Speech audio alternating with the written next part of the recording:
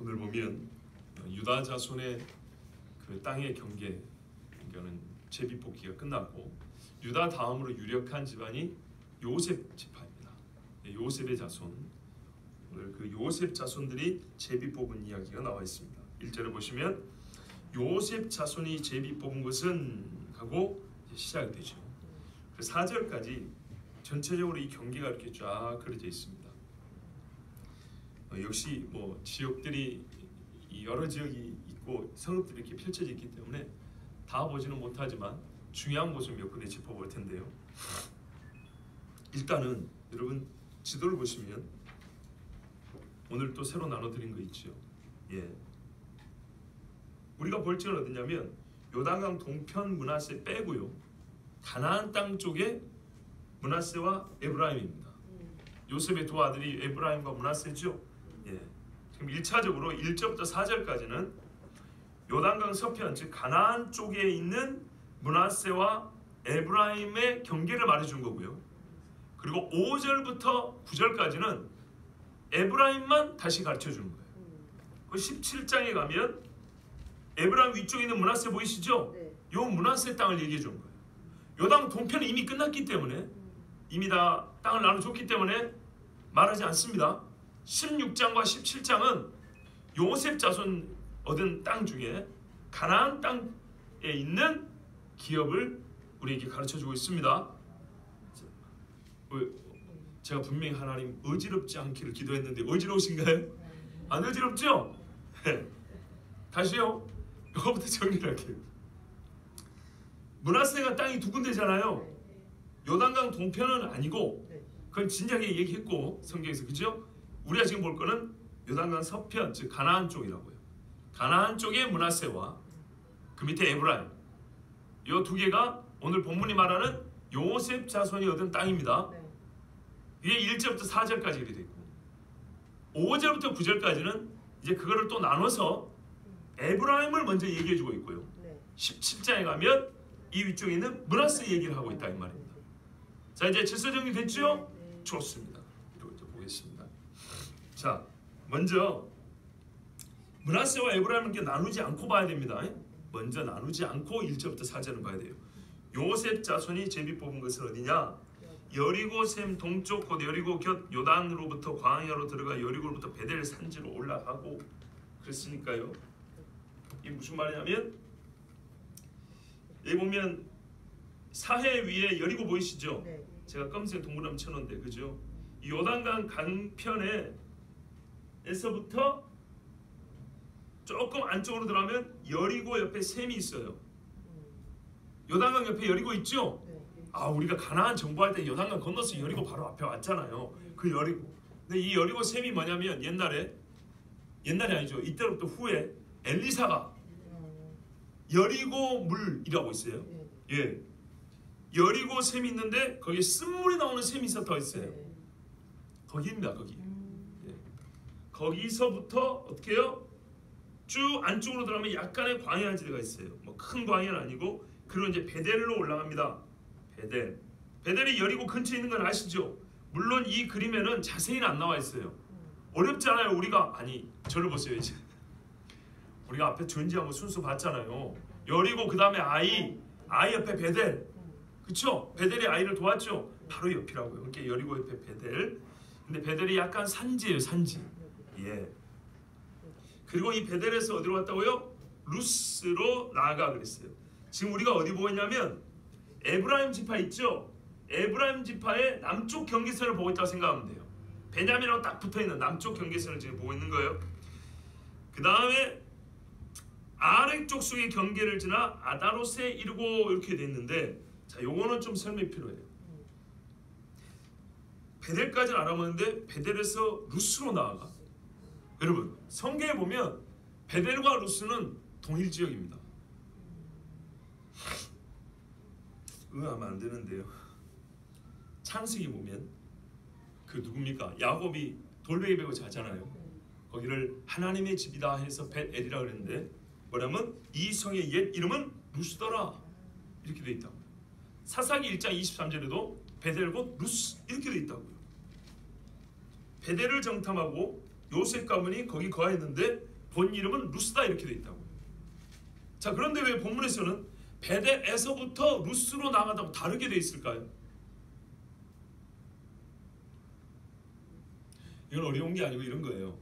루스라는 동네가 있는데 야곱이 잠잔 그 땅은 그렇게 넓지 않아요. 야곱이 10,000평 되는 호텔을 얻어 산 게 아니고 베개에 요만한 동네 잤지요. 그래서 그 루스라는 큰 지역 중에 특별히 야곱이 잠들었던 그 지역을 베델이라고 부른다고요. 그러니까 루스가 좀 더 큰 개념이라 이렇게 보시면 돼요. 하나도 안 어렵죠? 그래서 루스가 베델이기도 하고 베델에서 루스로 나가도 문제 없어요. 아니, 시골에 하면 군 소재지 있잖아요. 군의 경계 들어왔다고요. 그 면 소재지 있죠? 군청은 제 옆에 있다고요. 그러면 이정표에 거기 군 이름이 또 있다. 내가 군에 들어왔는데 군청 소재에 있는데 거기 읍내 이정표가 또 나온다고요. 그렇죠? 그러니까 내가 크게는 루스에 들어왔는데 그 경계에 있는 동네가 베델이라는 동네예요. 베델도 루스에 들어가요. 근데 아직 이정표는 루스 20km 이렇게 나와 있다고요. 읍내 가리키는 것처럼 시골 운전해 본 분들은 무슨 말인지 쉽게 이해가 됩니다. 예, 루스가 좀 큰 동네라고 생각하시면 되고, 그 다음에 아렉 족속의 경계를 삼았다 했는데 아렉은 창세기 10장 17절에 보면 알가 족속이 나왔어요. 알가, 아르키 그럽니다. 알가 사람들, 아렉 사람들, 그래서 알가 족속, 아르키라고 그랬는데 이 사람들은 원래 가나안 사람이에요. 저기 그 베니게라고 저 위쪽 있죠. 두로와 시돈 요 위쪽 있죠. 요 동네 사람이 아렉 사람이에요. 자, 그러니까 아렉 족속의 경계를 지나 그랬어요. 그럼 여러분, 아렉이 가나안 사람인데 이 가나안 사람들의 경계를 지났다는 거 아니겠습니까? 근데 성경에 보면 아렉 사람 중에 유명한 사람 하나 있어요. 누굴까요? 다윗의 모사 중에 아히도벨 있고 후세가 있어요. 압살롬한테 도망갈 때 죽이려고 한 사람은 아히도벨이고 다윗을 살릴 수 있는 모략을 편 사람이 후세인데 이 사람이 아렉 사람입니다. 가나안 사람입니다. 아주 중요합니다. 옛적에 그 누굽니까? 우리야는 햇사람이라고 했잖아요. 가나안 7족속에 들어가는 사람이라고 했죠. 근데 다윗이 그를 자기의 30일 용사 중에 하나로 삼습니다. 그리고 그렉 사람들, 블레셋 쪽 사람들, 이런 사람들도 한 군대를 형성하고요. 이 사람들이 압살롬한테 도망갈 때 거의 호위 부대 역할을 맡습니다. 그리고 여기 보면 후세도 아렉 사람입니다. 가나안 사람입니다. 그러니까 참 하나님의 은혜가 큽니다. 어떤 의미냐면 가나안 사람을 남겨둬 가지고요, 이스라엘은 그들 때문에 우상 숭배를 하게 되는 죄를 짓습니다. 그런데 반대편을 보면 남아있던 가나안 사람들이 이스라엘 때문에 복을 받아 가지고요, 하나님의 자녀로 들어오는 그런 복을 받기도 합니다. 그러니까 참 이게 사람의 생각으로는 이야기로는 신비들입니다. 그러니까 우리가 예수 믿고 있지 않습니까? 우리 중에 예수 믿을 만한 근거나 조건이 충분한 사람이 어디 있습니까? 그죠? 이 땅끝까지 누가 복음을 가져올 줄 알았어요. 그래서 성경이 그 말이에요. 이스라엘이 넘어지면 이방이 이루어짐이 됐다고. 꼭 그 일이 조금 작은 스케일이지만은 가나안 땅에서 이미 일어나고 있었다 이 말입니다. 자, 그렇게 은혜를 받은 사람 후세였고요. 그 다음에 아다롯이라고 되어 있는데 이 아다롯은 베냐민하고 거의 경계에 있는 땅입니다. 뒤에 가면 아다롯 또 나오는데요. 아주 중요한 땅이니까 일단 한번 기억해 놓으시고요. 그 다음에 이제 서쪽으로 조금 더 내려가서 야블렛 족속의 경계를 만났다고 했어요. 야블렛은 원래 아셀 지파 사람들입니다. 아셀 지파 사람들. 근데 그 사람들이 이 근처에 아마 살았는 모양이에요. 그리고 아래 벳호론과 게셀까지 이르고 그 끝은 바다라 해서 이제 바다까지 나간 이야기가 이렇게 나와 있습니다. 근데 여기 보면 아래 벳호론이 나오고요, 뒤에 가면 윗 벳호론이 나옵니다. 근데 이 두 아래 벳호론, 윗 벳호론, 그러니까는 벳호론이 남쪽에도 있고 위쪽에도 있는데 같은 이름이요. 이걸 누가 지었냐? 이 성을 누가 건설했냐면 성경에 에브라임의 딸 세라가 지었다 이렇게 되어 있습니다. 역대상 7장 24절 보면 에브라임의 딸은 세라이니 그가 아래 윗 성 벳호론과 우센 세라를 건설하였더라 이렇게 되어 있습니다. 그런데 놀라운 거는 에브라임의 딸이면 언제적 사람인가요? 애굽에 있을 때 아니겠습니까? 아니 여호수아가 에브라임의 거의 여호수아가 요셉의 한 10대 손 11대 손 그래요. 요셉의 아들이 에브라임이고 그 딸이 세라면 한 2대밖에 안 지났잖아요. 근데 그 세라가 지금까지 살았고 이 성을 건설했단 말인가요? 아니죠. 만약에 세라가 건설했다면 옛날 애굽에 있을 때 잠깐 나왔다가 가나안에 와서 일단 성 2개 딱 찍어놓고 그걸 갔다거나 참 어려운 이야기죠. 그랬다기보다는 이 세라 딸의 후손들이 이 성을 맡아서 건설한 게 아닌가 이렇게 생각해 보면 되겠습니다. 왜냐하면 성경에는 아버지와 자식뿐만 아니라 손자 손녀들까지도 조상 윗대하고 부모 자식이 되게 연결하기 때문에 이게 참 중요하다는 거 우리 좀 이따 좀 들을 건데요. 그래서 이건 그렇게 이상한 문제는 아닙니다. 자, 여기까지가 지금 너무 간단하게 됐는데요. 이 뭡니까? 므낫세와 에브라임 전체 이야기예요. 자, 그러면 여러분 보세요. 아직 아니구나. 한 절 더 가야 되겠군요. 그죠? 맞네요. 4절까지. 요셉의 자손 므낫세와 에브라임이 그들의 기업을 받았더라 해서 이렇게 해서 이 사람들이 이스라엘 요셉의 자손들이 받은 기업이 1절부터 4절까지 기록이 되어 있습니다. 너무 간단하죠. 구체적으로 이름이 잘 안 나와 있습니다. 너무 간단하게 되어 있는데 그러니까는 일단 요단강 쪽에서 이렇게 남쪽으로 와가지고 금세 위로 올라가가지고 이렇게 경계를 삼아가지고 에브라임 남쪽에서부터 므낫세 위쪽까지 이렇게 되어 있습니다. 아까 제가 어디라 하냐면 게셀 있죠. 게셀 아니야 야블레 쪽속 야블로 쪽속의 경계 여기는 거의 뭐 아셀 지파쯤이라 그랬는데요. 그러니까요. 이게 지금 솔직히 제가 보기에도 이렇게 간단하게 돼가지고는 전체를 다 가리킨 것으로 보기는 좀 어려울 정도로 간단합니다. 사방을 둘러줘야 되는데 몇 개 성을 이야기하고 그냥 다 이거다 이렇게 얘기를 해버렸단 말이죠. 뒤에 가면 에브라임과 므낫세를 구체적으로 말하는데 하면 좀 더 자세하긴 한데 하여튼 1절부터 3절까지를 볼 때는 이 땅의 경계를 제대로 짚어줬는지 모를 정도로 하여튼 매우 간단하게 이렇게 지나갔습니다. 그런데 우리가 이제 지도를 보면 알 수 있는데요. 이 땅의 특징이 뭐냐면 가나안 땅의 중심부라는 겁니다. 그죠? 딱 가운데 땅입니다. 그리고 제일 비옥한 땅들입니다. 창세기 49장 22절부터 26절까지 야곱이 요셉의 자손들에게 준 축복이 있는데요. 그 중에 우리 잘 아는 말씀대로 담장을 넘었다. 무성한 가지고 샘 곁에 무성한 가지라 담장을 넘었다 하는데 실제로 보세요. 요단강이 하나의 샘이라 하면은 넘어가지고 이쪽 저쪽에 땅이 있지요. 그렇게 돼 있죠.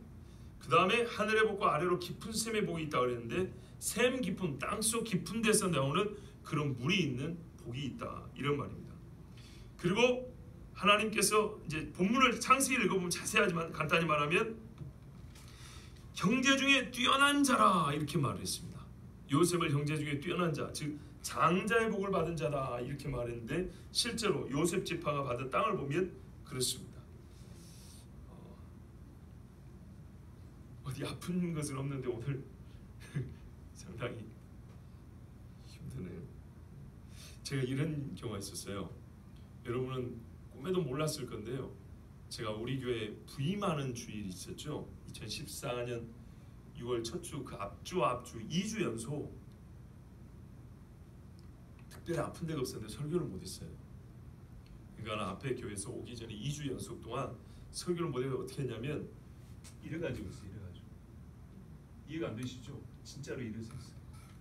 그리고 막 온몸이 이상해서 막 식은땀이 줄줄 나서 무선 마이크 들었다가 마이크를 뺐다. 하여튼 몸부림을 치면서 겨우 이렇게 2주 설교를 하고 왔었어요. 근데 오니까 또 말짱하더라고요. 얼마나 걱정했는지 몰라요. 2주 연속 동안 주중에는 일이 없다가 주일날 되니까 막 일어설 수 없이. 근데 가끔 이렇게 좀 전혀 예상치 못한 희한한 몸에 이상이 올 때가 있어요. 이때는 여러분 같이 기도하면서 말씀 드리시기 바랍니다. 또 제가 막 이럴 수는 없잖아요. 그죠? 실제로 그랬어요. 기대가지고 정말 마이크를 켜고 이러고 무슨 진짜 죽을 병 걸린 사람처럼. 이게 그래서 이제 영적 전쟁입니다. 대단한 영적 전쟁이 자립니다. 자, 별로 그렇게 중요한 내용 없는 것 같지요? 그죠 여러분? 보이시게 그렇죠? 뭐 대단한 거 없죠. 그냥 땅 경계 이야기해 준 것뿐이잖아요. 제일 좋은 땅, 좋은 노른자 땅 얻었다. 요셉 아버지 잘 둬가지고 자식들 이렇게 복 받았다, 그거 아닙니까? 그죠? 근데 이 점에 대해서 우리 한번 생각해 보겠습니다. 이렇게 간단히 말한 거는 오히려 우리에게 깊은 생각과 묵상이 요구되는 말씀입니다. 4절에 요셉의 자손 므낫세와 에브라임이 그들의 기업을 받았더라 그랬습니다. 저는 여기서 요셉의 자손에 대해서 잠시 묵상할 것을 권합니다. 시간이 부족하면 이걸로 오늘 여기 마칠 수도 있습니다. 여러분, 요셉의 자손이 누굽니까? 므낫세와 에브라임입니다. 그렇죠? 이 사람도 여기서 태어났죠. 애굽에서 태어났습니다. 태어나보니 아버지가 누굽니까? 아니, 애굽의 총리잖아요. 어머니가 누구냐면 온의 제사장 보디베라의 딸입니다. 무슨 말하면 애굽 사람들이 섬기는 신을 섬기는 그 일의 제사장이 장인입니다. 그 집 딸입니다. 그럼 요즘 우리 한국에서 잘 쓰는 표현 해볼까요? 금수저도 아니고는 다이아몬드 수저입니다. 태어나보니 집안이 다이아몬드 수저 집안인 거야. 그렇죠? 바로가 하는 말이 내가 네보다 높은 것은 보호자뿐이고 실권은 요셉 너한테 있다고 그랬다고요. 요셉의 말 한마디에 살고 죽는 게 애굽 사람들이었어요. 태어나보니 우리 아버지가 그런 사람이에요. 그리고 우리 어머니는 이 애굽의 영적인 세계를 좌지우지하는 게 우리 외할아버지고 그 집 딸이에요. 그러면 이 집 자식들이 어떻게 커야 정상인가요? 상식적으로 생각해 보세요. 완전 애굽의 물을 잔뜩 마시고 애굽에서 기고 만져서 요즘 말하면 재벌이 2세 3세 있죠. 미안하지만 걔들은 어디다 붙일 데가 없습니다. 재벌이 2세 3세가 뭐예요? 재벌이 2세 3세가 어디 있다가 지금 세계 대제국 다이아몬드 집안, 다이아몬드 수저인데 이 집이. 이해되시죠? 근데 그 자식들이 성경에 보면 한 번도 비이스라엘적 행위를 한 적이 없습니다. 비이스라엘적, 비히브리적 사고방식과 행위를 한 것이 하나도 기록이 안 돼 있습니다. 이건 진짜 놀라운 일입니다. 잘 생각을 해보세요. 우리 아버지가 총리란 말이에요. 애굽의 총리란 말이에요. 그리고 얘들이 태어났을 때 한참 사람들이 곡식 사러 올 때란 말이죠.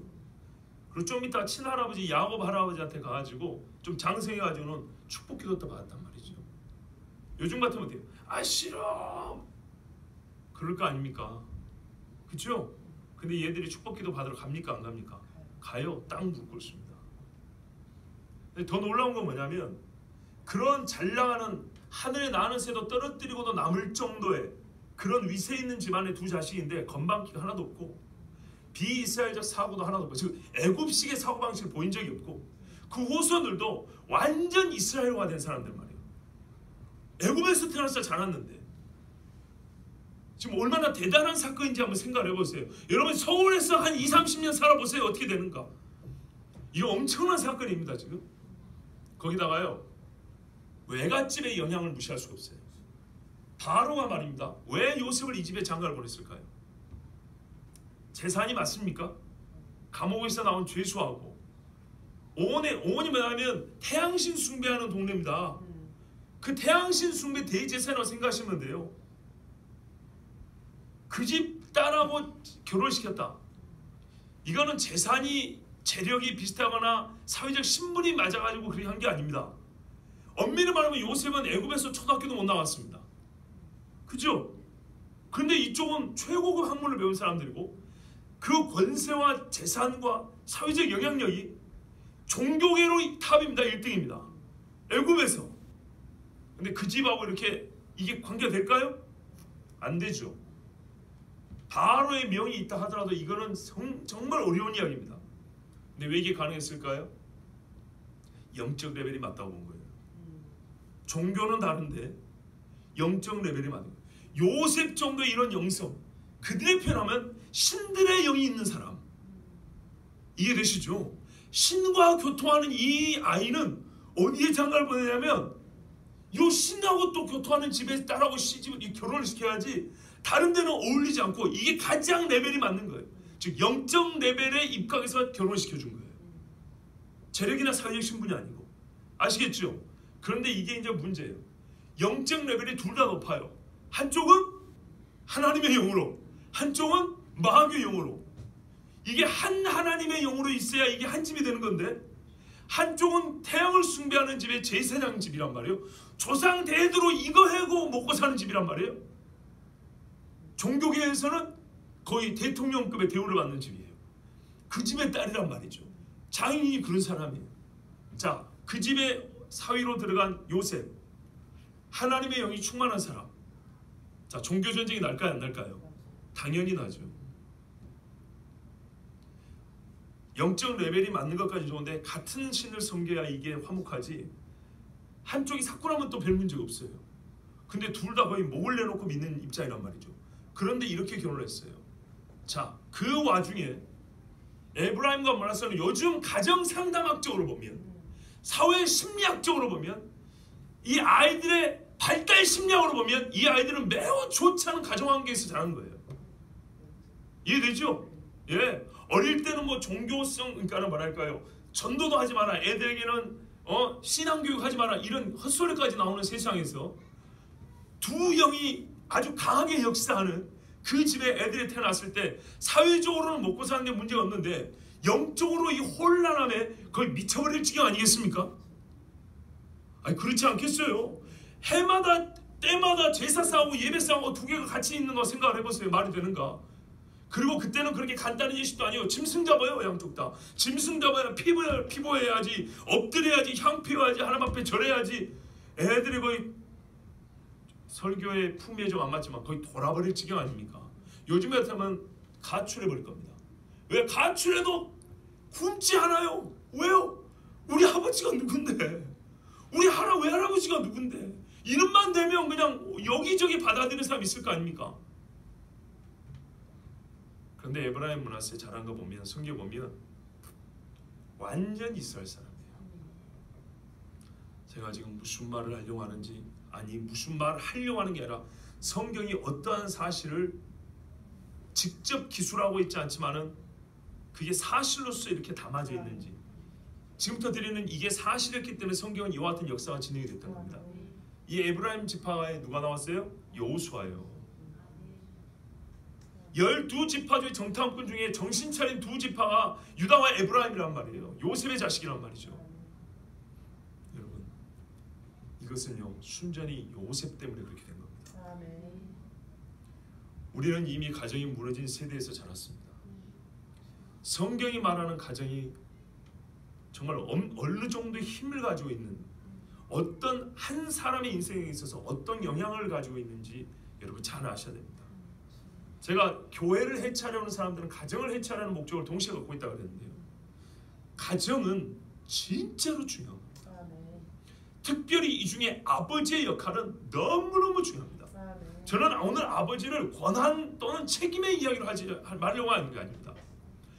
그 아버지는 이런 책임을 져야 한다. 먹고 사는데 책임을 져야 한다. 먹고 사는데 생존에 책임을 갖고 있기 때문에 권한도 있다. 이 정도는요 아버지가 갖고 있는 그 존재의 가치를 너무 폄하한 거예요. 하나님이 주신 아버지의 가치는 뭐냐면요, 이 땅에 막 태어나서 눈을 떴을 때 눈만 떴지 사람으로서 살 수 있는 준비가 되어 있지 않잖아요. 이제 사람으로서 삶, 즉 하나님의 형상으로서 삶을 배워야 되잖아요. 딱 아버지만 보면 하나님의 형상으로 세워질 수 있을 정도로 그렇게 세워진 존재가 아버지란 존재예요. 그런데 우리 스스로 아버지의 가치를 폄하한다고요. 돈이나 벌어준다고. 내가 너를 먹여주고 재워주고 키워줬는데 아버지한테 있다고냐고. 그러니까요, 먹여주고 재워주고 키워주기만 해서 그런 거예요. 성경은 그렇지 않아요. 성경이 말씀하는 아버지의 존재라는 건요 하나님의 대리자예요. 진짜로. 그래서 좀 극단적으로 말하면 예수 믿는 집에는 반드시 예수 믿는 자녀가 나와야 될 정도로 내가 눈을 딱 떠서 사람이 뭔가 사람을 어떻게 살아야 되는 거고 배울 때 집에서 한밥상에서 밥을 차려 먹고 내게 야단을 때리고 내 매를 때리고 아들아 이러면 안 된다 저러면 바로 그분을 그대로만 따라가면 하나님의 형상으로 살 수 있을 정도로 그렇게 세워진 존재가 아버지란 존재예요. 경제력의 이야기가 아닙니다. 육체의 힘의 이야기가 아닙니다. 존재의 가치를 얘기한 거예요. 하와는 아담에게서 나왔어요. 모든 생명신을 아버지 손다 그랬어. 나 어릴 때 이해 안 됐어요. 아버지 날 낳으시고 무슨 말인지 몰랐는데 정확히 맞는 말이에요. 그래서 성경에는 그 아비를 닮았다고 돼 있어요. 자기 형상을 따라 아담이 자기 형상을 따라 셋을 낳았다거든요. 아담은 하나님의 형상이었죠. 아버지와 자식 간의 형상이에요. 그래서 아들이 아버지만 보면 결국에는 하나님의 형상에 이룰 수 있도록 이렇게 만드는 게 아버지고요. 그 영향력, 그 존재의 가치를 10분 발휘할 수 있도록 세워진 게 가정이라는 제도, 이 구조를, 이 조직이란 말이에요. 이 공동체란 말이죠. 그래서 가정에서는 어떻게 해요? 같이 일어나고 같이 밥을 먹고 같이 대화를 하고 그러니까 말하죠. 동고동락, 고생과 락을 같이 하고 그러면서 아버지는 끊임없이 자녀를 가르쳐주는 거예요. 저는 의도하지 않았는데 이번 금요일날 신명기 6장 말씀도 바로 아버지들이 주시는 말씀이에요. 자녀들이 어떻게 하라고? 이것을 어디서 하면 가정에서 하는 거예요. 가정에서. 여러분 봐보세요. 아까 말씀드린 대로 외할아버지가 보디베라예요. 태양신 숭배 제사장이라고요. 어머니가 그 집의 딸이에요. 그리고 여기는 애굽이에요. 애굽. 애굽 중에도 수도 또는 대도시 그리고 요셉을 둘러싼 수많은 정치인들 애굽의 관리들 말 그대로 애굽 사람들이에요. 하나님을 전혀 알지 못하는 사람들이에요. 그런데요 그 자식들에게 영향을 미칠 수 있는 사람은 엄밀히 말하면 요셉 하나밖에 없어요. 요셉 한 사람, 아버지 한 사람. 아버지 한 사람이 여호와를 똑바로 경외하면 1000명, 10,000명이 내 자식을 끌고 가려도 절대로 못 들어갑니다. 아멘. 아버지들은 오늘 이 말씀을 잘 들으십시오. 아멘. 여기서 저보다 나이가 적은 아버지는 한 명도 없습니다. 살면 살수록 진짜 중요한 것은요 자식들이 기여하는 건요 먹을 거 아닙니다. 여러분 저도 청년들을 가르쳐 봤잖아요. 저와 연배가 비슷한 또 그런 젊은 분들 계시잖아요. 뭐라 하는지 아십니까? 부모들은 가끔 후회하고 자식들이 미안합니다. 내가 이 아이 어릴 때 좀 더 잘해줬어야 되는데 그 자리가 뭐냐면 재정 능력이 좀 약해가지고 내가 좀 돈을 못 벌어가지고 또 좀 사업에 실패해서 이 자녀들에게 잘 못해준 거 그게 좀 미안하다 그러죠. 근데 그 자녀들은 뭐라고 말하는지 아십니까? 진짜 그 자녀들 입에서는 뭐라고 나오는지 아십니까? 적어도 예수 믿는 자녀들은요 아버지가 젊을 때 경제 능력 없었던 거 원망하는 애들 하나도 없어요. 근데 뭘 안타까운지 아십니까? 그때 아버지가 나를 위해서 기도해 주셨습니다. 아버지가 그때 예수 믿는 걸 나한테 가르쳐 주셨으면 돈은 못 벌어도 괜찮았고 학원은 못 벌어도 나 그건 하나 원망스럽지 않은데 그때 아버지는 나에게 신앙을 가르쳐 주지 않았다. 이게 자녀들이 이구동성을 하는 말이에요. 아버지들의 착각입니다. 이 세상이 그렇게 아버지 상을 바꾼 겁니다.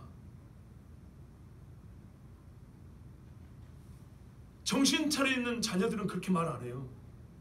우리 아버지 돈 못 벌어서 우리 아버지 저기 노가다판에 일하고 우리 아버지 뭐 세상에 그렇게 잘난 모은 사람이 못해 그것 갖고 부끄러워하거나 원망하는 사람 없고 안타까운 사람 없어요. 들어보면 나는 어릴 때 기도를 배울 때 기도를 못 배워서 나이 30대에서 기도할 줄은 모르고 나는 어릴 때 집에서 말씀 읽는 것을 본 적이 없어서 나이 40대도 내가 낳은 자녀들에게도 성경을 읽을 줄 모른다. 우리 부모님이 내 아버지가 내 어릴 때 나에게 성경 읽는 걸 가르쳐주고 집에서 여러 가지 어려움과 고난이 있을 때 하나님 앞에 기도하면서 이겨나가는 우리 아이들과 같이 기도하자 이런 일을 한번 해주셨으면 내가 40이 되고 50이 되고 또는 30이 되었을 때 이제 내가 한 집의 가장이 되었을 때 내가 그것을 내 자녀들에게 보여줄 수 있었을 건데 내 아버지가 그걸 못 보여줬다. 나는 아버지 그게 안타깝다. 이게 자식들의 고백입니다. 여러분 정말로 에브라임과 므낫세를 봐보세요. 다시 한번 이 사회 뭐 한진 그룹, 무슨 LG, 삼성, 현대, 다시 말한다, 걔들은 비교가 안 되는 집안입니다. 그런 집안에 태어나서 아무리 부러뜨려도 부러질 수 없는 그런 다이아몬드 수저, 예? 그 수저를 가지고 태어난 아이들이 애굽 사람으로 크고 애굽의 권력쟁이들에게 붙어 있어서 완전히 세속적으로 출애굽하자 해도 우리는 여기가 조상원이 이렇게 있어야 될 애들이 말이죠. 줄타기 잘해가지고 그래야 될 애들이. 요즘 여러분 조선 사람들이 만주에도 끌려가고 러시아에도 끌려갔죠. 만주에 끌려간 사람들은 주로 조선족이라고 하고, 러시아에 끌려간 사람들은 옛날 소련에 끌려간 사람은 주로 고려인이라고 합니다. 근데 조선족은 한국말을 좀 하죠. 고려인들은 거의 못합니다. 왜 그런지 아십니까?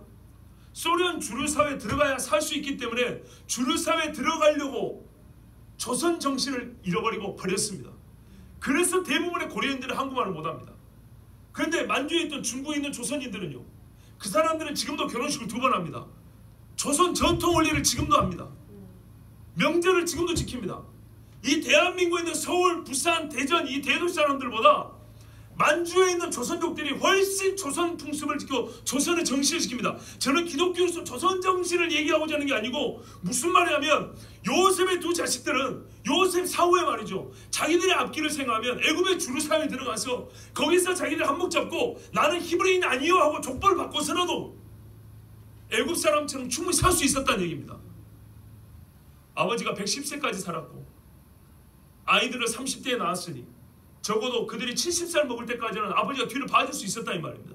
그 아버지 후광을 가지고 70년 동안 자기들의 털을 다 닦을 수 있었다 이 말입니다. 근데 나중에 봐보세요. 종살할 때 똑같이 종살이 합니다. 모세가 그랬거든요. 애굽의 좋은 보호와 죄악의 낭을 누린 것보다 그리스도를 위해 하나님의 백성과 잠시 고난당해서 즐거워한다 그랬어요. 이게 하나님의 종이었거든요. 요셉의 아들들이 그걸 배운 거예요. 아버지가 총리인데 총리가 뭘 가르쳤냐 이 말이죠. 총리 권세, 총리 지위, 총리의 경제 능력, 이거를 가르친 게 아니었어요. 너희는 히브리 사람이다. 너희 할아버지는 아브라함이다. 약속의 땅으로 가야 된다. 이거를 가르쳤고, 창세기 50장에 보면 뭐라면 에브라임과 그 밑에 자손 4대까지 요셉의 스라에서 키움을 받았다 이렇게 돼 있어요. 아버지입니다 이게. 아무리 애굽이 강해도 아버지를 못 이깁니다. 세상에 아무리 욕이 커도 아버지의 말을 못 이기는 겁니다. 만약 이 자식들이 아버지의 신앙 정신을 잃었다면 이런 땅 하나를 안 줍니다. 그거를 보셔야 됩니다. 난 이렇게 간단히 기록이 돼 있어요. 세밀한 기록이 있어요. 근데 땅을 봐보세요. 얼마나 많은가요? 이게 뭐 예언이 기계적으로 임합니까? 그게 아니라니까. 야곱은 에브라임과 므낫세를 손으로 엄맞게 안 했어요. 이렇게 했습니다. 내다봤습니다. 후에 에브라임이 더 크게 될 거라고.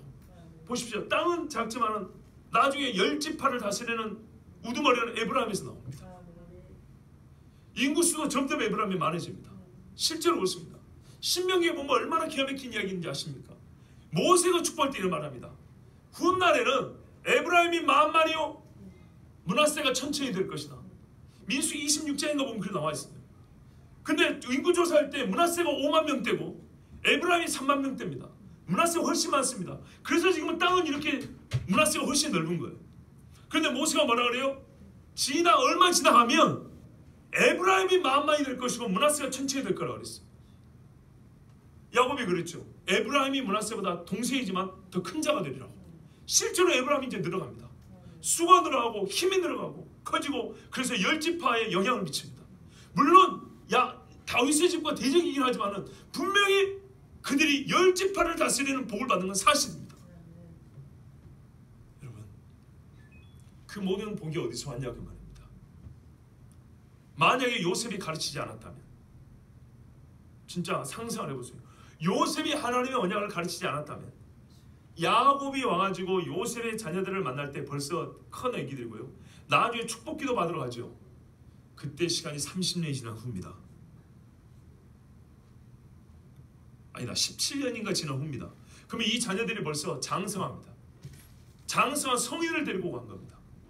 그런데 여러분, 이 아이들이 야곱의 축복기도 장성에서 들었다고 심령이 바뀌었을까요? 그게 아닙니다. 그 전부터 막 태어났을 때부터 요셉에서 배운 겁니다. 그래서 요셉이 위대하다는 겁니다. 애굽의 총을 대해서 곡식 모아가지고 많은 사람 살려준 것뿐만 아니라 자기의 유고를 가나안으로 이렇게 지고 가라고 유언을 남겨주었죠. 너희는 절대로 나를 여기서 하관하지 말고 장성에서 입관만 하고 마친 거예요. 장례를 하다 멈췄어요. 애굽의 총리가 주었는데 애굽의 정부 입장에서 말이죠. 이거 국장으로 치러야 될 거 아니겠습니까? 국장으로 치르면서 성대한 장식을 치러주는데 유족의 입장은 뭐냐? 우리 아버지 장례 여기서 다 치르면 안 됩니다. 입관까지 합니다 하고 유족의 강력한 입장을 필요하자 애굽의 정부에서 국장으로 치러야 될 장례를 치러 마는 거예요. 왜 그렇습니까? 그것이 역시 마지막 순간까지 자녀들에게 주는 교훈이었어요. 나는 여기서 뼈를 묻지 않는다. 나는 가나안으로 간다. 내가 너에게 마지막까지 가르쳐 싶은 것은 하나님이 우리를 약속의 땅으로 인도한다. 아비가 자녀에게 가르쳐야 될 게 이거라니까요. 내가 너희들에게 남겨갈 것은 가나안 땅, 약속의 땅이다. 하나님이 너를 위하여 예비하신 산들과 새 땅을 나는 너에게 물려주어 한다. 이게 결국 우리가 마지막 호흡으로 내뱉는 마지막 말이 된다 이 말입니다. 그런데 그 영향력이 진짜 여기서 영향력이 얼마나 크냐. 이래서 하나님이 가정하신 거예요. 옛날에는요. 누가 말하 그래도 아버지가 말씀하면 무조건 예했어요. 아버지 말씀이 국법보다 컸단 말이에요. 옛날에는 하나님이 처음 세울 때는 그랬어요. 근데 갈수록 어떻게 돼요? 아버지의 명령, 아버지의 가르침의 권위는 약해지고 세상 권위는 강해지고 그 일에 아버지들이 미안하지만 어리석게도 동의를 하고 동조를 한다고요. 그러시면 안 돼요. 이제 여기서 책임이 나옵니다. 처음부터 하나님이 아버지의 존재를, 하나님의 형상을 배울 수 있는 모델, 유일한 모델이에요. 하나님을 대리하여 이 아이에게 하나님을 섬기는 것을 삶으로 보여주는 그대로 100% 이게 자동으로 전수된다 할 정도로 그런 존재로 서준 게 아버지인데 그걸 게을리했다. 자녀들에게 권한을 행사하기에 앞서서 책임을 져야 돼요. 세상에서 가장 복된 권한을 받은 사람, 영혼의 결국에 대한 정말 이 결정권을 가졌다 할 정도로 큰 영향을 가진 존재가 아버지예요. 아버지. 어머니가 예수를 잘 믿으면 잠깐 물은 이렇게 훅훅 타오르긴 해요. 그런데요, 아버지가 예수를 잘 믿으면요, 파도가 아무리 세게 쳐도 큰 배가 거의 흔들림 없이 가는 거 있죠. 그리 가는 거예요. 어머니가 예수를 잘 믿으면요, 파도에 넘어가지 않고 파도를 탈 줄은 알아요. 타요. 이 비유를 이해하시기 바랍니다. 파도에 넘어져 함몰되지는 않아요. 예, 배가 뒤집어서 죽지는 않아요. 근데 파도를 타다 보니까 어떻게 해요? 롤링이 심해요. 힘들어요. 근데 아버지가 예수를 잘 믿고 아들에게 가르치면 어떻게 해요? 커서 웬만한 파도는 펑펑 치고 나가버려요. 그 위에 있는 사람들은 안정감 있게 신앙생활을 하는 겁니다. 그렇다면 요셉이 어떤 신앙인으로 서 있었는지 한번 잘 봐보세요. 그 조금 앞으로 보면 알아요. 감옥에서 요셉의 영성을 보세요. 우리가 말하는 신령하는 걸 깨닫는다는 게 아니고 그 주변 사람들이 하는 말들을 들어보세요. 그의 삶의 태도를 봐보세요. 아주 안정이 있어요. 아주 질서가 있어요. 때를 알아요. 정도를 가늠할 줄 알아요. 세게 나갈 때, 천천히, 느리게 혹은 약하게 나갈 때 매우 지혜로워요. 근데 그 사람이 어릴 때는 어떻게 했습니까? 꿈자랑에 바빴죠. 예, 누구나 그럴 때가 있습니다. 근데 하나님이 요셉을 고난을 통해서 성장을 시켜주시죠. 그런데요, 이게 여기서 차이 납니다. 그 고난을 통하여 성장을 시켜주실 때 하나님의 연단을 잘 받는 자가 훗날에 가면은 진짜 이 한 집이 이스라엘의 집으로 우뚝 설 수 있도록 그 기틀을 잡는 것인데, 그렇지 못하면 그때 하나님이 연단시킬 때 이리 삐뚤 저리 삐뚤 하면 나중에 어떻게 해요? 자식들을 낳았을 때 아버지가 이리 삐뚤 저리 삐뚤 하면 끝에 있는 것들은 어떻게 할까요? 이렇게 흔들려 저렇게 흔들려. 집이 그렇게 되는 겁니다. 그런데요, 여기서 흔들리고 딱 잡고 있으면요, 끝에까지 흔들림이 없고요, 직선으로 쫙 이어집니다. 가자. 예, 아버지 가시죠. 가나안 들어가는 겁니다. 에브라임과 므낫세, 다시 말씀드립니다. 누가 가르쳤습니까? 누가 이들에게 애굽 사람이 아니라 히브리 사람으로 살 것을 보여주었습니까? 누가 이들에게 애굽의 전설과 신화가 얼마나 많은지 아십니까? 애굽의 신들을, 그 잡신들을 다 이겨내는 유일신 여호와를 믿으라고 누가 말해줬습니까? 애굽의 전설과 신화에서 약속한 애굽의 때가 되면 일어날 어떤 변화들, 애굽에 약속된 애굽의 거짓 신들이 말한 복들, 그것들을 다 물리치고 나는 피 흘리는 일이 있어도 광야를 지나 가나안 땅, 하나님 주신 그 복의 땅으로 가야 되겠다고 그 신앙을, 지워지지 않는 그 신앙을 머리에 들게 해주고 가슴에 새겨준 자는 누굽니까? 요셉입니다. 요셉. 분명히 요셉이 그렇게 한 겁니다. 이것이 아버지고요. 이 아버지의 권위와 아버지로서의 행사가 나타날 수 있도록 하나님이 세워준 공동체가 가정입니다. 집입니다. 집. 여러분, 교회에서도요, 여성분들이 훌륭하다 해도 이거는 모든 사람이 다 하는 겁니다. 남자들이 거룩한 손을 들 줄 모르면 여성들의 훌륭함은 한때의 요란함으로 끝납니다. 여성분들을 비하한다고 절대 그렇게 생각하지 마세요. 하나님의 창조의 질서를 따라 말하는 겁니다. 남성들이 크게, 남성들이 하나님 앞에 정말 무릎 꿇고, 우리가 기도할 때도 말이죠, 군대에서는 군가는 그렇게 크게 부르지만 기도 소리는 여성분들이 훨씬 커요. 이건 거꾸로 된 거예요. 하나님의 군대라면서요. 하나님의 군대면 남자 소리와 여자 소리보다 2배나 더 클 수 있어요. 진짜 제 말이 거짓말인가 한번 테스트 한번 해보세요. 우리가 무슨 기계가 고장나면 테스트 해보죠. 진짜로 한 달만 테스트 해보세요. 우리 남성분들의 기도 소리가 여성분들의 기도 소리보다 훨씬 크다. 한 달만 한번 해보세요. 여러분의 영혼이 어떻게 달라지고 여러분의 집이 어떻게 달라지고 교회가 어떻게 한번 해보세요. 남자가 남자답게 입을 벌려서 예배하고 기도하고 하나님 앞에 나가면 정말로 어떤 변화가 일어나는지 한 번, 아니 1년이고 10년도 아니고 한 달만 해보세요. 세상의 제품도 일주일 써보고 반품 만든다면서요. 한 달만 해보세요. 만약에 변화 아니라면 그거는 진짜 제가 100% 책임집니다. 우리 교회에 계신 모든 남성들이 수적으로도 여자분들보다 훨씬 작거나 이러지 않아요. 비슷비슷합니다. 적다 하더라도 남성들의 기도는, 찬송은 충분히 큰 소리로 들릴 수 있습니다. 여러분, 저는 오늘 여러분에게 그냥 책망하고 나무라려고 하는 게 아니에요. 이 이야기를 보면 너무 우리 하는 말로 기가 막히는 거예요. 흐르는 기가 막힐 정도예요. 우리 한국 사회에서 보는 일들을 한번 견주어서 생각을 해보세요. 이게 지금 400년이 지났어요. 이 레갑 족속들도 말이죠, 200년 동안 아버지의 말을 지켰다고 그랬어요. 너희는 포도나무에서 나는 것을 먹지 말고 포도씨도 먹지 말고 천막치고 살고 도시 생활하지 말고. 왜 그러냐 했더니 너희 일상에서 범죄함으로 결국엔 너희가 우상숭배에 빠진다. 그러니까 너희는 일상의 삶의 경건을 지켜야 되는데 우리 인간의 육체가 연약해서 육체가 자꾸 끌리면 결국에는 영혼이 무너지게 돼 있다. 그래서 너희는 삶의 세밀한 부분부터 철저하게 경건을 훈련해야 한다고 이렇게 가르치고 주었단 말입니다. 그런데 그때가 예레미야 당시로부터 거의 200년 전입니다. 200년 전. 제가 놀란 거는 대가족 사회란 말이죠.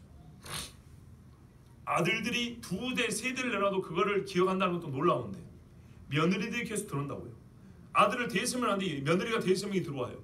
그 자녀를 오면 또 며느리 들어와요. 며느리들은 그 집안 사람들이 아니에요. 그런데 어떻게 이 많은 며느리 들어왔는데도 세상에 똑같은 말씀을 200년 지키냐고요. 요즘 말하면 아파트 생활하지 말고 도시 생활하지 말고 고기 먹지 말고, 무슨 말인지 아시겠죠? 차 타고 다니지 말고 외국 수입 과일 먹지 말고 어떻게 버티고 살아요. 그런데 그걸 지키고 살았어요. 그런데 그것을 지키니까 어떤 일이 벌어졌냐? 그것이 자기들의 의의가 된 게 아니고요, 다른 하나님의 율법은 너무 쉽게 지킨 거예요. 하나님이 보시기에 유다가 망에 자빠지기 지경인데 레갑 족속들만 말하자면 그들만 깨끗한 한 무리를 이루고 있는 거예요. 하나님이 칭찬할. 그래서 예레미야를 불러서 한번 테스트 한번 해보라 그러잖아요. 200년 동안 세상에 말도 안 되게 살아온 인간들이 있다. 역시나요. 그래서 하나님이 봐라, 레갑 족속들은 그들의 아비가 말한 것을 지금까지 지켰도다. 그런데 이 백성은 내가 말한 것을 다 잊어버렸다 이렇게 말했어요. 여기서 하나님 주고 싶은 말씀이 있죠. 여호와의 말씀을 경외해야 한다는 뜻이죠. 그런데 봐보세요. 아버지의 말을 할지라도 된다고요, 안 된다고요? 된다고요. 하나님이 주신 가정의 제도와 하나님이 주신 아버지의 권위와 아버지의 존재 의미를 안다면, 그리고 그 자식들을 어렸을 때 가르친다면 충분하게 세상이 다 무너져 자빠져도요, 그 집은이 어떻게 해요? 너와 내 집이 구원한다 그랬잖아요. 그 집은 하나님이 예레미야 선지자를 통해서 그 집 사람들 불렀더니 하나 예외 없이 전부 다 하나님을 경외하는데, 이 사람들은 저의 편하면 율법을 정말 쉽게 지키는 집이라는 거예요. 우습게 지켜요. 율법은 더하여 지킨단 말이에요. 더하여. 바울이 이랬죠. 내가 고기를 먹는 것이 죄가 아닌데 연약한 자들을 위한다면 내가 혹시 그들이 시험 들 건데 고기를 안 먹겠다. 우리 한국 시험은 내가 김치 안 먹겠다는 말이에요. 술 먹지 않은 정도 아니라 김치를 안 먹는 것까지도 어렵지 않게 지키는 사람이 백합 족속이겠다 이런 말입니다. 누가 가르쳤다고요? 그들의 아버지 레갑의 아들 여호나답이 가르친 거예요. 왜 가르쳤다고요? 예후라는 이스라엘의 장군이 있었는데 아합과 이세벨을 치러 갔단 말이죠. 쳤어요. 그래서 하나님이 왕이 되게 해줬어요. 딱 4대. 예후의 신앙 정신이 4대밖에 못 갔다는 거예요. 그 옆에 함께 수레에 올라서 예후의 개혁을 도왔던 사람이 바로 레갑의 아들 여호나답이에요.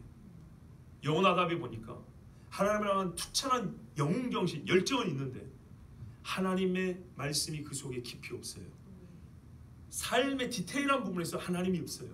칼을 들고 큰 획을 하나 걷는데 일상생활에서 하나님이 없는 거예요. 그러니까 그 자식들이 가만 보니까 아버지의 신앙정신, 그것도 그냥 열정에 불과하지만 그마저도 못하고 쭉쭉쭉 무너지는 거예요. 그래서 여호나답이 깨달은 거예요. 아, 이게 한 번의 영행위로 해가지고 이게 신앙이 시켜진다거나, 이게 요즘 말하면 내가 재산 파서 교회 하나 지어놨어, 그런다고 신앙이 가르쳐진 게 아니라 이 말이에요. 아, 이거는 말 그대로 삶이구나. 모든 생각과 사고와 언어와 선택에 있어서 하나님이 주인이 되어야 되는구나. 그것을 여호나답이 깨닫고 예후가 떨어진 다음에 자기 자식들이 그래서 가르친 거예요. 당시로 싸움 문제 없었던, 집을 짓고 사는 것도 하지 마라. 근데 여러분, 집 버리라는 얘기가 아니에요. 그 사람들이 마음을 빼앗길 수 있는 생활의 염려와 재물로 말미암아 마음 빼앗긴다 그러죠. 바로 신약적으로 표현하면 그거예요. 그것 때문에 하나님을 떠날까 싶어서 여호나답은 매우 신중하게 몇 가지 주의사항을 선택을 했어요. 그리고 이걸 지키라고 그랬어요. 그런데 지키라고 한들 지킵니까? 아니죠. 그 아버지가 그 훌륭한 교훈을 훌륭한 삶으로, 그리고 뭐요? 그 어떤 법이나 어떤 세상의 관습이나 다른 사람의 영향력이 아버지와 아들 간의 관계에 끼어들지 못하게 자기의 하나님이 주신 권한과 책임을 철저하게 보호하면서 그걸 가르쳤다는 말입니다. 허술하게 틈을 내주면서 어떤 한번씩 가르친 게 아니고요. 다른 쓸데없고 망할 이야기들이 들어오지 못하겠다 이 말입니다. 그랬더니 유다가 다 망해 자빠진데 이 사람들은 북이스라엘 사람들입니다. 북이스라엘이 망할 때 남았고요, 유다로 피난을 왔는데 유다가 망할 때도 남아서 나중에 예수 모실 때 목동들, 천사들 와서 예수님 탄생한 이야기를 해줬던 목동들을 봐도 바로 이들을 후회하라고 우리는 그런 얘기를 듣고 있습니다. 여러분, 요셉의 자손 므낫세와 에브라임이 그들의 기업을 받았더라. 성경이 이렇게 말합니다. 엄밀히 말하면 에브라임의 기업이 아니요 므낫세의 기업이 아니로 성경을 말하면 요셉 자손의, 요셉의 기업이랍니다. 요셉의 기업. 요셉의 기업을 요셉의 두 아들의 이름으로 하나님이 더블로 나눠줬습니다. 이 복은 에브라임과 므낫세가 잘했어가 아니요 에브라임과 므낫세로부터 시작된 것이 아니라 시작은 야곱이고 그 다음에 자기들의 바로 직계 조상으로 말하면 요셉부터 시작한 거, 하나님이 요셉이 약속한 겁니다. 그 요셉이 주신 약속이 400년이 넘어서 이 자손들에게 오늘과 같이 이렇게 복이 임하게 되었다는 것은 실로 놀랍기 그지없는 일입니다. 이는 곧 요셉이 참으로 아버지였다는 것입니다. 여러분, 여기 계신 어머니들은 아버지가 아버지 될 수 있도록 도와주십시오. 저번 주가 저번 주가 말씀드렸죠. 훌륭한 어머니들, 지혜로운 아내들이 많이 사라져 버렸다고. 바보 온달도 평강공주 옆에 있으면 장군이 됩니다. 그런데 우리 중에 바보가 어디 있습니까? 바보 없습니다. 여기 계신 우리 남성분들과 저를 포함해서 여기 있는 아버지들이 정말로 에브라임과 므낫세를 자손으로 두는 조상이 될 수 있습니다. 먼저는 우리 스스로가 하나님의 형상을 보여주고 정말 내 자신이 나만 보면 나를 보고 삶을 듣는 사람으로 산다는 것이 무엇인지 나를 보고 배운다면 여지없이 다른 가능성 자체가 주어지지 않을 정도로 하나님의 형상으로 살게 되리라는 그런 믿음을 가지고 또한 그와 같은 책임이 주어진 줄 알고 아버지로서의 사명을 감당해야 합니다. 그 또한 이것은 권한입니다. 누가 이 권한을 침탈하지 못하도록 스스로 보호할 줄 알아야 됩니다. 그런데 진짜 안타까운 건요, 아버지 스스로 이 권한을 내려놓은 겁니다. 아버지 스스로 부인들이 만든 게 아니라 스스로 돈 버는 기계로 만든 겁니다. 스스로 가정은 너희 알아서 엄마 말대로 해라, 엄마 따라서 해라. 그 선생님이 뭐라 하더냐, 네 일은 네가 알아서 해야지. 아닙니다. 그렇게 되는 게 아닙니다. 여러분, 성경의 아버지는 강력합니다. 여러분, 오토바이나 아니 기계들 보면 체인이 연결돼 있죠. 수백 마력의 힘이 주어지는데 체인이 약하게 끊어지지 않습니다. 돌립니다. 아버지와 자식 간의 관계는 그렇습니다. 절대로 뗄 수 없고요. 완전한 상관관계입니다. 100% 상관관계. 그리고 이거를 누가 간섭하지 못하고 끊을 수도 없게 원래 하나님이 만들어 놓은 관계가 바로 이런 관계입니다. 그런데 우리 스스로 거기 나사를 빼서 끊고 있다 이 말이죠. 절대로 이러면 안 됩니다. 요셉과 같이 하면 에브라임과 므낫세 같은 자녀들이 나옵니다. 요셉처럼 하나님의 약속을 가르치면 에브라임과 므낫세처럼 약속의 땅을 얻는 아들들이 일어납니다. 저는 오늘 꼭 이 말씀을 전하고 싶습니다. 성경에서 일일이 기록해 주지 않지만 야곱과 모세의 유언과 요셉의 삶과 요셉의 남긴 말들을 통해서 성경이 우리에게 가르쳐 주신 요셉의 모습을 보면 진짜 우리는 아버지가 어떤 존재인지를 알 수 있고요. 그 아버지에 따라 자녀들이 얼마나 그 삶이 달라지는지를 정말로 바르게 알 수 있어요. 여러분, 아버지는 하나님이 이 땅에 세워주신 진짜 하나님의 대리자입니다. 그만큼의 영향력이 있고요. 그만큼 존귀한 자고요. 그만큼의 힘을 주셨습니다. 복을 주셨습니다. 포기하지 말고 버리지 마시고 잃어버리지 말고 그 자리에 서 계시고 정말 내가 요셉이 되고 내 자식들이 에브라임과 므낫세와 같이 하나님 앞에 약속의 땅을 복으로 받는 그런 집들 되길 축복합니다. 우리